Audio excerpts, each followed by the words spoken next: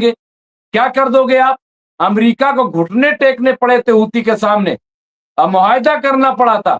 और Donald Trump ने हूतियों की जाबाजी की तारीफ भी की थी। आप कह रहे हो 14 मुल्कों को बनाएंगे, मैं फिर कह रहा हूं कि 57 मुल्क तो थे। क्यों नहीं गाजा पे हमले को रोका? क्यों गाजा को तबाह होने दिया? क्या आपकी जिम्मेदारी नहीं थी?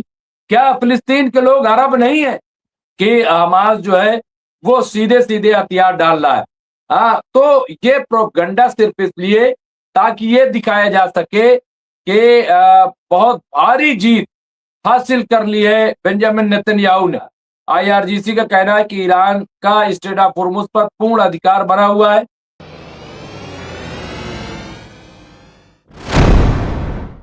आदाब, मैं हूं मुमताज आलम रिजवी और इस वक्त मैं आपकी खिदमत में लाइव हाजिर हूं। बात करूंगा अमेरिका, ईरान, फिलिस्तीन, पूरे मिडिल ईस्ट की और गाजा के खास तौर से। और गाजा में हमास के सिलसिले पे बात करना बहुत जरूरी है। जिस किस्म के बयानात आ रहे हैं वो बहुत ही इम्पोर्टेंट है, बहुत अहम बयानात हैं और उनका जिक्र यहाँ पे किया जाएगा। और खास तौर से देखिए, इस वक्त जो मसला अमेरिका की जो रिपोर्ट सामने आ रही है, जिस तरह के बयान, और ईरान ने जो बयान दिया है और जो हमला किया है बहरीन और कुवैत पे, वो बहुत इंपॉर्टेंट है। और इसके साथ साथ आज हमास को लेकर के तमाम सोशल मीडिया पे कि हमास ने हथियार डाल दिए, हमास ने हथियार डाल दिए, मतलब ये प्रोपगंडा किया जा रहा है कि गोया नेतन्याहू जो है वो जंग जीत गया। इस तरह की बातें की जा रही है और ये सब मुझे पता है, क्योंकि इजराइल के अंदर चुनाव है और बेंजामिन नेतन्याहू की हालत खस्ता है। इसीलिए उल्टे सीधे बयान।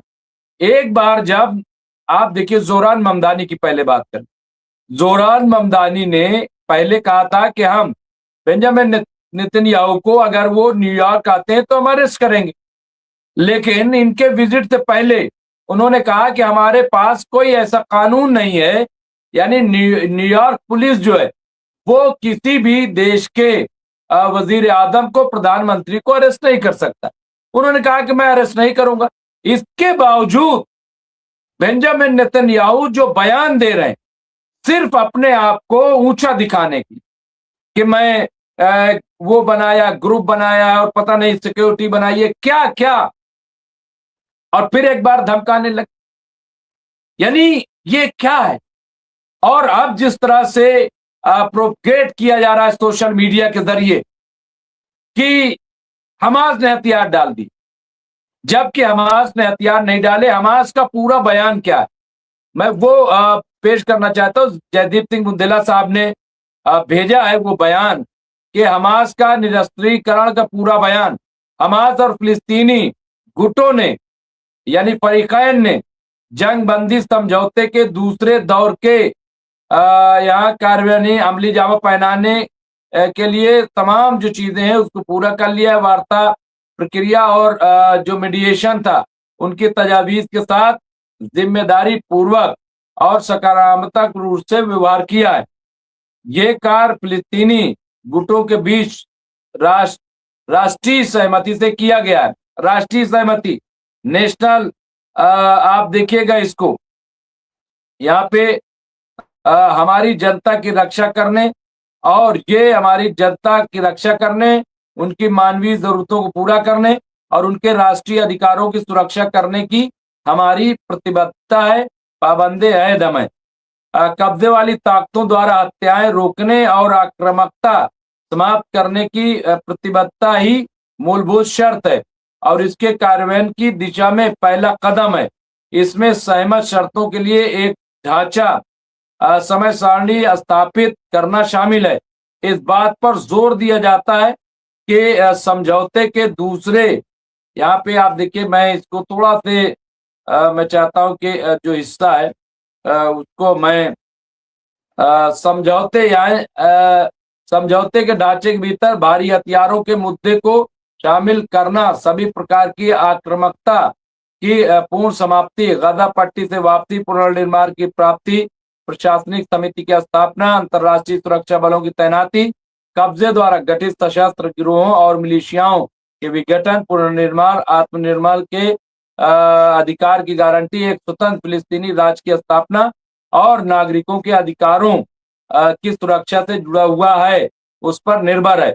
हमास और फिलिस्तीनी गुट गाजा पट्टी में हमारे दृढ़ लोगों को अपनी शुभकामनाएं और आभार व्यक्त करते हैं और हमारे लोगों के हित में और उनके अधिकारों की रक्षा के लिए इस मार्ग पर मिलकर काम करना जारी रखने की अपनी प्रतिबद्धता की पुष्टि करते हैं। अब इसमें आप इसको देख लीजिए, मैंने सारी चीजें पेश कर दी। अब इसमें कहां से आपको लगता है कि हथियार डाल दिए? भाई जो मकसद था वो बयान कर दिया हमास ने, और ये इन शर्तों को अगर मान लिया जाता है तो ये शर्तें भाई मानिए ना आप। यहाँ पे आप देखिए ना कि क्या शर्तें, माहदे के फ्रेमवर्क के अंदर भारी हथियारों के मामले को शामिल करना, हर किस्म की जारियत के मुकम्मल खात्मे, गाजा की पट्टी से अनखला यानी तमाम फौजों को भेजना, ये तमाम चीजें। अब इसमें कहाँ किसको डाउट है, कहाँ ऐसा लग रहा है कि हमास जो है वो सीधे सीधे हथियार डाल रहा है? हाँ, तो ये प्रोपगंडा सिर्फ इसलिए ताकि ये दिखाया जा सके कि बहुत भारी जीत हासिल कर ली है बेंजामिन नेतन्याहू ने, जबकि सबसे बड़ा झूठ इसे माना जाएगा, क्योंकि कोई बरतरी हासिल नहीं की, कुछ भी हासिल नहीं किया। ये आज की बड़ी सच्चाई है, हकीकत है। और यही आज मैं देख रहा था कई और मकाम पे यही रिपोर्टें चल रही है। और ये जो मैं रिपोर्ट पढ़ रहा था, आप सब जानते हैं ये जयदीप सिंह मुंडेरा साहब ने हमें वो किया था, रिपोर्ट किया था। एक और बीबीसी की रिपोर्ट के मुताबिक पिछले 24 घंटों में लगभग 39,000 प्रवासी मोरक्को से स्पेन के उत्तरी अफ्रीकी क्षेत्र सेउटा में भूमि और समुद्री मार्ग से प्रवेश कर चुके हैं। उस क्षेत्र पहुंचने की कोशिश में कम से कम 18 लोगों की मौत हो चुकी है।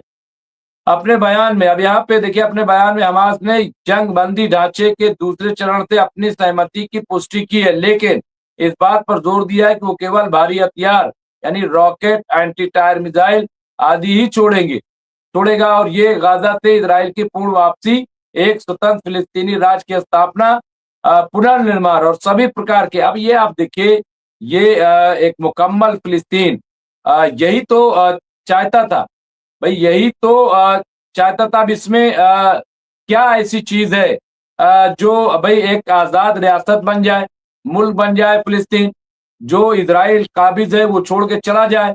तो ये तमाम चीजें। और मैं ब्रेकिंग न्यूज, एक बड़ी खबर यहाँ पे वो ये कि आईआरजीसी ने क्या कहा है, बड़ी इंपॉर्टेंट खबर है। आईआरजीसी ने ऐलान किया है कि उसके स्ट्रेट ऑफ होर्मुज से अमेरिकी नौसेना द्वारा संरक्षित टैंकरों काफिले को निशाना बनाया था। उल्लंघन करने वाले 2 टैंकरों पर कार्रवाई की गई और 4 अन्य तो फौरन वापस लौट गए। काफिले ने आज सुबह ओमान के समुद्री क्षेत्र के पास अवैध मार्ग का उपयोग करने का प्रयास किया। आईआरजीसी का कहना है कि ईरान का स्ट्रेट ऑफ होर्मुज पर पूर्ण अधिकार बना हुआ है और फारस की खाड़ी यहाँ पे स्ट्रेट ऑफ होर्मुज प्राधिकरण की अनुमति के बिना कोई भी जहाज यहाँ से नहीं जा सकता। ये बिल्कुल क्लियर कर दिया। तो यहाँ पे भी आप देखिए बहुत साफ साफ आईआरजीसी ने कर दिया कि कोई नहीं जा सकता, कोई यहाँ से बगैर इजाजत के नहीं गुजर सकता। अब यहाँ पे एक्सियोस पर बराक रवीद की एक रिपोर्ट, जिसमें कहा गया है कि आईआरजीसी ने हमास को गाजा में डिसआर्म न करने की सलाह दी है, पूरी तरह से मनगढ़ंत है, कोई ऐसी सलाह नहीं दी। पहले भी इस तरह की बातें आती रही हैं। ये लेख इस तरह के लिखा गया है कि ऐसा प्रतीत होता है कि ईरान और हमास के बीच मतभेद बढ़ रहे हैं। जी हाँ, ईरान की ओर से कुछ सलाह दी गई हो सकती है, लेकिन हमास ने जानबूझकर बात नहीं मानी, जैसी कोई बात नहीं है। ये समूह स्वतंत्र है, ये ईरान के आदेशों को का पालन नहीं करता है और अपने राजनीतिक फैसले खुद लेता है। ईरान ने हमेशा हमास का समर्थन किया, आगे भी करता रहेगा, और फिलिस्तीनी लोगों के लिए जो भी कार्रवाई उसे सर्वोत्तम लगती है उसका समर्थन करता है, जैसा कि विदेश मंत्रालय ने 12 कहा है। यहाँ पे ये भी आप देखिए किस तरह बहुत ही क्लियरिटी के साथ यहाँ पे चीजों को बयान किया गया है। तो इससे आप अंदाजा लगा सकते हैं कि गजा में क्या हो रहा है, और जो बात मैंने कही है वो किस हद तक दुरुस्त है कि ये सिर्फ और सिर्फ पॉलिटिकल जो है वो स्टंट है, इसके अलावा कुछ भी नहीं है, सिर्फ सिर्फ पॉलिटिकल है। तो यहाँ पे आप देखिए तस्वीर बहुत क्लियर है, और हमारे साथ बहुत जल्द मेहमान जुड़ जाएंगे, और जिनसे हम बातचीत करेंगे अपने मेहमानों से, और उनसे आगे जो भी है। लेकिन उससे पहले यहाँ पे देखिए मिडिल ईस्ट में भी देखा जाए तो एक खबर यहाँ पे आ रही है, लाइव अपडेट है। हमास कहना है कि गाजा जंगबंदी के दूसरे दौर को आगे बढ़ाने के लिए इजराइल को हमले से यहाँ रोकना होगा। अब सवाल ये है, और यही बात अमेरिका कह रहा था, तो एक नंबर तो ये है। दूसरा, आज जो हमने खबर भी दी है कि सऊदी अरब ने ये ऐलान किया है कि हम 14 मुल्कों की फोर्स बनाएंगे, यानी 14 मुल्क जो है उनकी फोर्स में शामिल होंगे, और ये जो फोर्स होगा देशों का गठबंधन होगा, और ये अंसारुल्लाह लाहौती को रोकने के लिए होगा। यहाँ पे आप इस बात पे गौर कीजिएगा, और इसमें कहा गया है कि गठबंधन के गठन को लेकर जो मीटिंग हुई थी उसमें 51 देशों की इन्विटेशन मिला था, 51 देशों का। इसमें से 43 मुल्कों ने हिस्सा लिया।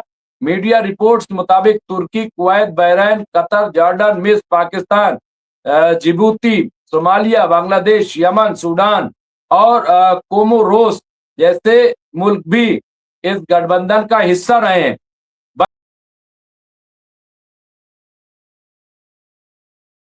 गठबंधन में शामिल होने के लिए हामी नहीं भरी और वो अलग हो गए। तो यहाँ पे आप देखिए सऊदी ने इस गठबंधन को बनाने की पहल ऐसे वक्त की है।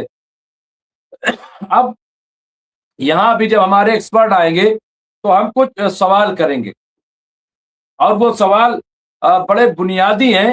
हालांकि हमने अपनी स्टोरी में उन्हें शामिल कर दिया, लेकिन अब जो जो सवाल होंगे वो वाकई जो है इम्पोर्टेंट है, और वो सवाल इसलिए बहुत अहम हो जाते हैं कि आप देखिए कि आज 14 मुल्कों को जोड़ा जा रहा है।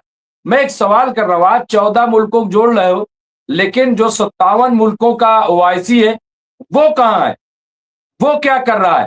तो जब 57 मुल्क मिल करके एक गाजा पे हो रहे जुल्म को नहीं रोक सके, तो 14 मुल्क क्या करेंगे?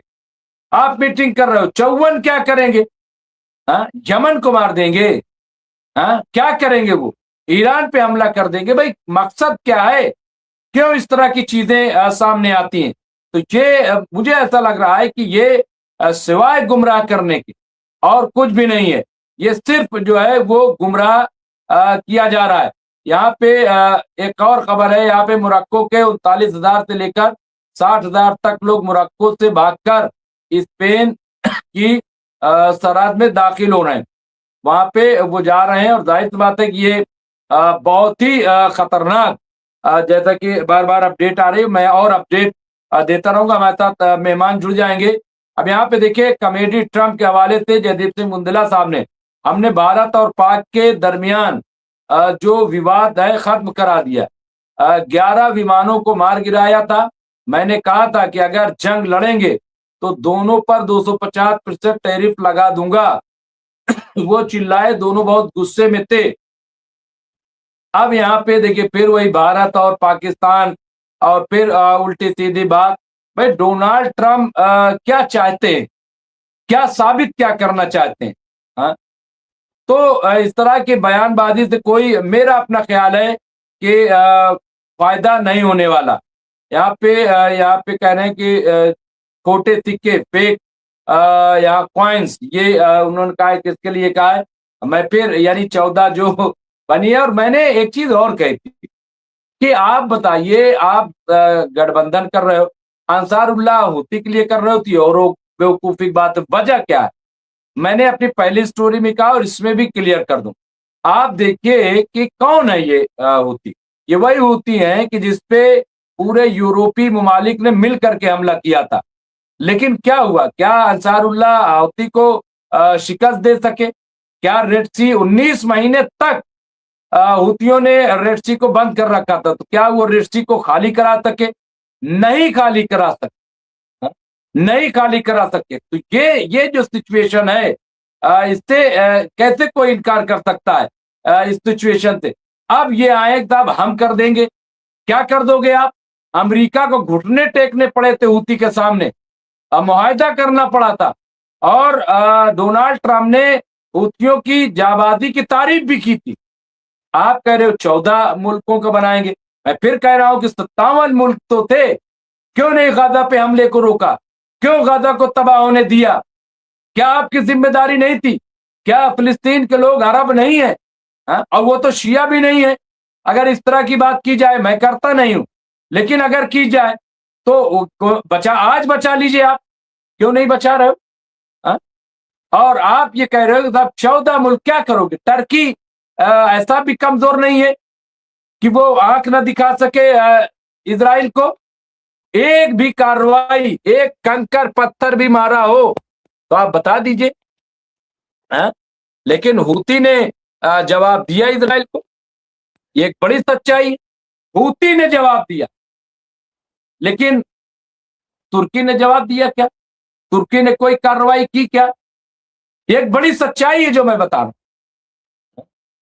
लेबनान पे लोग मारे जा रहे हैं, हर जगह लोग मारे जा। सीरिया का क्या हाल हो गया? गोलान हाइट तक कब्जा, तो कोई बोला क्या?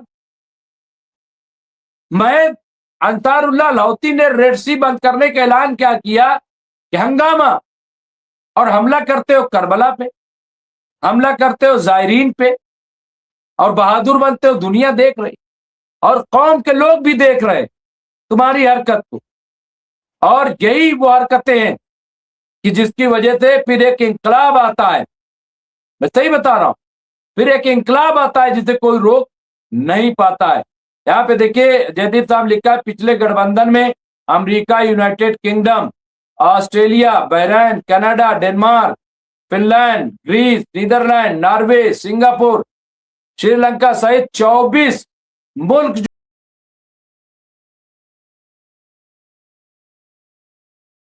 है कि इस चीज को कम से कम देखना चाहिए, इस चीज को परखना चाहिए कि क्या है क्या नहीं है। तो अब ये क्या होगा मुझे नहीं पता, लेकिन मुझे ऐसा लग रहा है कि ये सिवाय बकवास के और कोई चीज नहीं है, सिर्फ बकवास की जा रही है। और बकवास इसलिए क्योंकि इनको लगता है कि ईरान तो बहुत आगे निकल गया।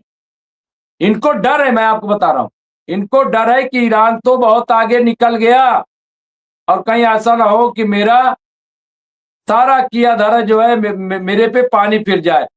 और इसीलिए ये जो है इस तरह की चीजें कर रहे हैं, मुझे ऐसा लगता है, और अपने आप को ताकतवर दिखाने की कोशिश कर रहे हैं। लेकिन दिखाने से कुछ नहीं होता, कुछ भी नहीं होता, मैं आपको बता रहा हूं दिखाने से। इस तरह आप करते रहिए।